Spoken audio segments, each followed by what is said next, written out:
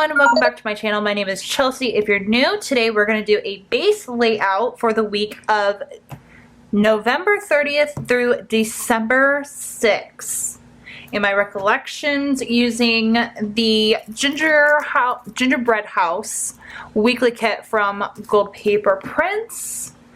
If you want to see full details on this 6-page kit, make sure to check out the haul link down below, as well as the link to the specific weekly kit in her shop. Now, if you want to see how I lay it out, go ahead and stay tuned.